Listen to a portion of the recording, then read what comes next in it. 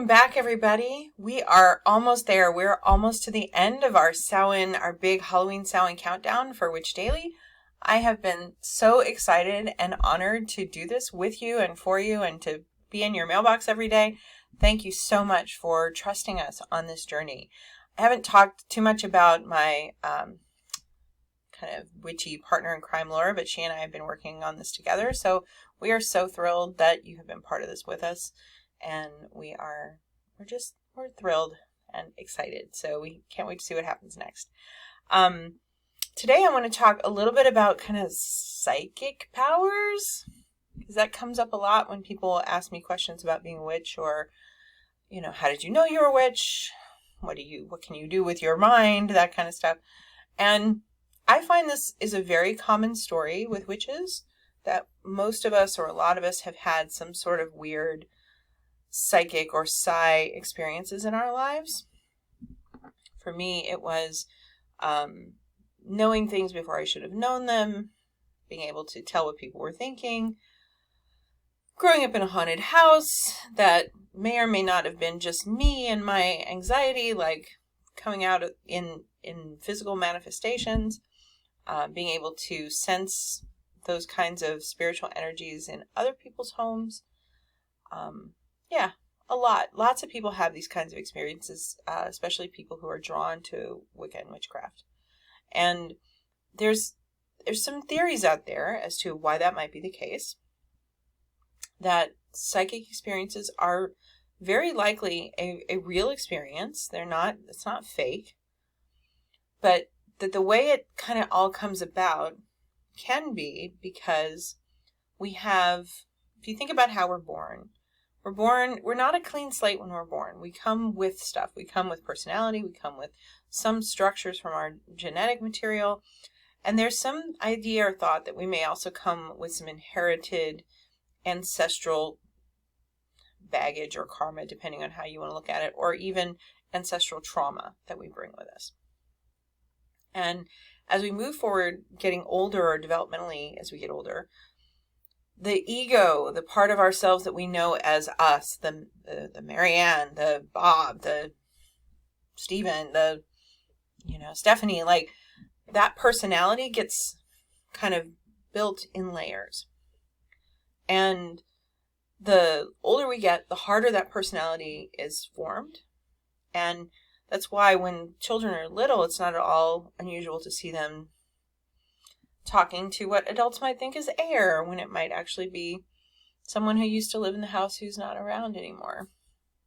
Or it could be that we see, when you're a little kid, you don't see the boundaries as easily. And there's also this thought or idea that trauma creates holes, or holes is the best way I know how to, but it punches something in that barrier of identity. And it means that there's a gap in the identity for that person. And sometimes that can cause them to have emotional problems or, psychological issues. But it also means that eternity that we come trailing with, it continues to pour in.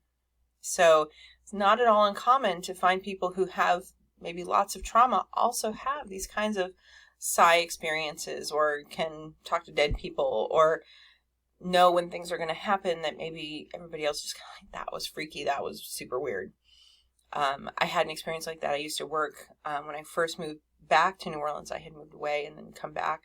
I was working as a reader in a tarot shop, and this guy came in and he was very skeptical, and he said, well, why should I have a reading with you? And I said, well, what do you want to know? And he was like, well, if you're really psychic, then tell me where I'm from. I was like, okay, well, let me hold your hands. And so I was holding his hands, and I looked at him and I was like, that's really strange. And he was with this girl who was not as skeptical as he was. And I said, Stuttgart. And he just looked at me like, how could you know that? And it's like, I got it. It's like, not I got it like I'm so talented, but I just received that information. It's in the air, right? If you believe that we're all energy, then all of this stuff is just floating around in the air all the time anyway. It's not like it's some secluded secret that's hidden under a rock inside your heart underneath your like it's not like that. We're all energy, it's all data, it's all information, and we all have access to it. So don't be surprised as you approach Samhain that all of that activity and energy actually has a lot more conductivity because the veil between the worlds is thinner, and so it's easier to get. So you might find yourself sitting at the kitchen table thinking about your uncle who's passed or your grandma who you loved who's passed, and you suddenly have this message or this memory of them or have a vision of them. That's okay. It's normal. Treat it like it's normal. Don't treat it like it's freaky, and you'll have more experiences like that. And also, you're not crazy. That's the other thing. Don't let people tell you that you're crazy. There is more to this world than just the material world that we are told is the only world. So don't let anybody tell you different. And if you need any other examples, I'm sure you have plenty of those in your own life that are not delusions. They're experiences. They're your own lived experience, and you should trust it. Okay. So we're getting ready for Samhain. That's going to be this Saturday. We're going to have a Samhain ritual. I hope you will join us. We are going to do it via Zoom. And if you do want to join us, please just make sure to register, because we're trying to make sure we don't get a lot of trolls coming into our ritual. And I hope that we'll see you there, and I so look forward to it. We have had such a good time creating these videos for you, my friend Laura and I, and it means a lot that you've stuck with us all this time, and we can't wait to see what's next. So keep coming back to Witch Daily. We'll keep you posted on what we're doing, and we will see you tomorrow for Samhain. It's going to be so much fun.